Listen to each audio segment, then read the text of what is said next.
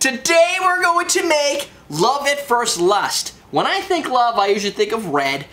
When I think yellow, I think of banana. This is neither red nor banana. Use coupon code CMC715 at awesomedrinks.com. Save 15% on everything. Welcome to Comment Cocktails. I'm your host, Derrick Schommer. I am solo week. I had these notes I was going to bring down here, and I thought I'd be able to prepare myself and have, like, stuff, but I didn't have it. So this week I'll be doing the whole show alone. Ian is apparently conversing with nature, fishing in the woods. Or wait, you don't fish in the woods, in the water. Yeah, so we got back from North Carolina. No, we got back from New Orleans. Had an N in it. We got back from New Orleans last week and did a whole Tales extravaganza at Tales of the Cocktail Conference in New Orleans. He got a little sick at the end, not from like hangover, but he just kind of got the flu, and so he gets back, and the first thing he does is goes fishing. Apparently, that's cool. So this drink is called the Love at First Lust, submitted by Steve. It's 1.5 ounces of spice rum, quarter ounces of peach schnapps and limes, 4 ounces of pineapple juice. So I'm good to go. That's the drink. The other thing I wanted to mention, oh man, my eye's itchy. Must be herpes. Oh, you know what I'm gonna do? Shake and strain. So let's get ourselves a shake and strainer thing. That looks good. This. I'll even get a double strainer. Maybe you might need one. This is your essential bar tool kit right here. Shaker, strainer, double strainer. Always nice to have one of those. I should have those back in the store soon because I just have to take new photos and something to measure with. Oh, you know what? A lime squeeze. Boom. Now, let's make a cocktail. Get your knife. Now, we only need 1/4 ounce, so really what you could probably do, and I'll even try measuring this out just to prove me right or wrong, is typically I use it like that, like 1/4 of a lime. Let's see if it pulls out 1/4 ounce out of that little sucker. Just a little bit of acidity for this drink. Does it measure 1/4? Yay! Meniscus is a little, that's a meniscus, right? A little weak, but there. So you got your 1/4 ounce. We're going to do 4 ounces of pineapple juice. This is kind of your sweetening agent in this drink because 4 ounces of pineapple juice, that's pretty rocking. Peach schnapps is your sweetening That's agent. true. There's peach schnapps. This is definitely going to be more of a sweeter drink. There's no way 1/4 ounce of lime juice is going to balance out against any amount of peach schnapps, but we'll see. 1/4 versus 1/4, with it should, in theory, cancel out and keep the flavors without a sour or sweet. Peach schnapps is pretty sweet. Not convinced. And there's a lot of peach schnapps drinks, peach schnapps recipes I think coming this week. For some reason they all kind of lined up, so we didn't really even need that. Then I don't even think we really used this. We just drank off the top, if I recall, unless Ian selected it. That's Bacardi Oak Heart. It's a spice rum that I originally didn't agree with, and then I did a blind tasting. And it's amazing what happens when you do blind tasting. Sometimes you end up liking things you didn't know you're gonna like. It happens with all of Bacardi's products. Yeah.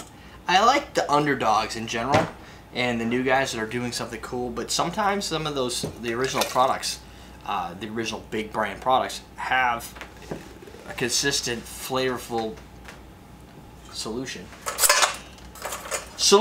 to my mouthful. And then a couple dollops of ice in there, right there. So the thing I wanted to mention, this is the first thing going out this week, I didn't want to forget. If you have been in the U.S. military, you're a veteran, and I don't know, you have a story, write it in. This is me writing your email, and just email dschomer@everydaydrinkers.com. If you can't figure out what my email address is, there's 2 ways to do it. You can either look at the beginning, it says it in every episode. You could go to everydaydrinkers.com and click the contact us. What I want to know is, you know, what's your story? You're a veteran. What did you fight in any wars? What did you do?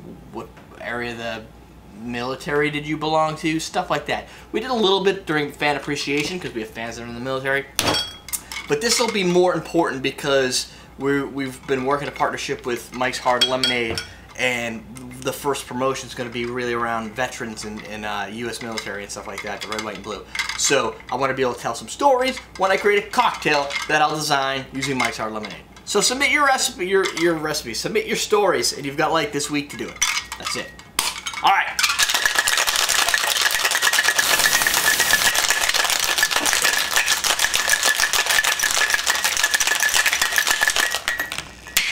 This week, I think most of the recipes are pretty basic. Well, when I say basic, I mean easy to make.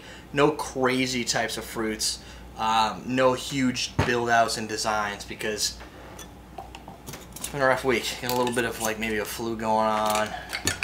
Got a little bit of tiredness going on. Just got back from making cocktails and drinking. It looks like eggnog. It does look like eggnog. But the aeration's going to subside in a minute. Looks like a Ramos Gin Fizz. No, it's not white enough. No. It's like a yellow Ramos Gin Fizz. Big popular drink apparently in New Orleans. Everybody was making the Ramos Gin Fizzes, which took bartenders, well, some of the bartenders 6 minutes to shake it. Some you're supposed to go for 10. Then there's the ones at the Carousel Bar that just go, done. Or the Bourbonneau has the... Bourbonneau does. They have the machine yeah. to do it for you. Which would give you a lot more frothiness than this. Now, typically I'd have a nice overhead camera shot, but the camera's in the shop for repairs, so this is the cocktail. That's what you're going to have to do, is look at it with your eyeballs, your eye sockets. You see it? You know what this needs? This needs a straw. Now that, my friends, is a cocktail.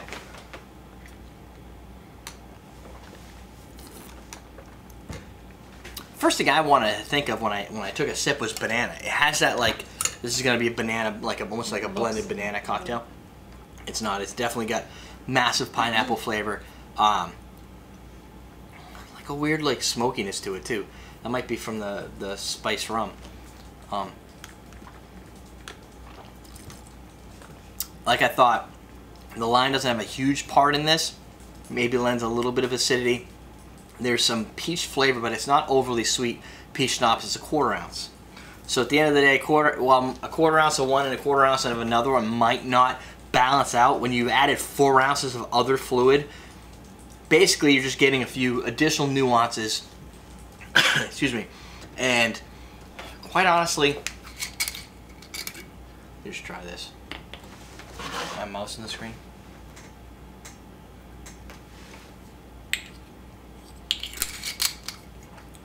Yeah, the only downfall to the Love at First Lust recipe is a sleeper drink.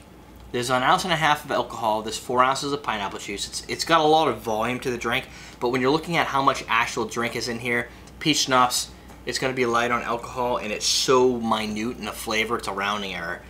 You're looking at basically an 1.5 ounce cocktail.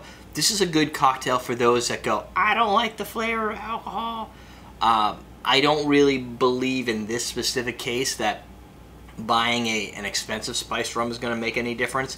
Maybe Kraken, because it would be black, it would probably darken this up. Maybe you'll get some molasses flavor out of it. I'm not getting a whole ton of any type of alcohol. Not even the spices are coming through that heavy. It does have like it's not just pineapple juice flavor, but it doesn't have it doesn't have a huge wow factor. There is no big surprises here. It's like pineapple juice and some other flavors playing in there. Poolside wise though, you could probably sit down, if you're a big pineapple drinker, you could sit down and have like your alcoholic pineapple drink, and you know, with 4 ounces in here of pineapple juice, if you had 3 of these drinks back to back to back, you would probably end up more full than you would any type of buzz. I think it would wear off the effect of alcohol, the relaxing nature of the spirit before you ever get there, and you probably end up with a sugar rush. Question of the day. Whoa, we got one?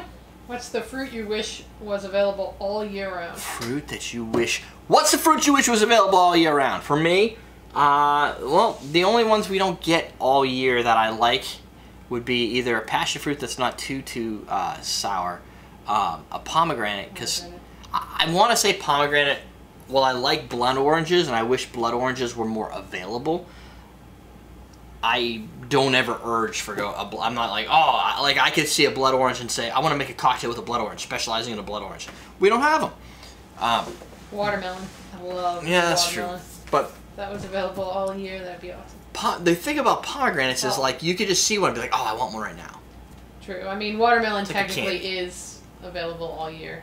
Yeah, watermelon isn't available all year. It's available, but it's not good. Right. It has to be a fruit that has some flavor in it. It's not just bad. Like when you get the last season of pomegranates and they're like hard as rocks, and you can see the seeds almost coming through the skin. That's just wrong. So that's your question. Answer it right now. I'll give you some time because now I'm just gonna finish it, and you'll see the pre-roll. You can do it while it's going to whatever critical hit. That's it. Go buy your Collins glasses at this place called awesomedrinks.com. And these two. Those are glass straws. We'll teach you how to drink.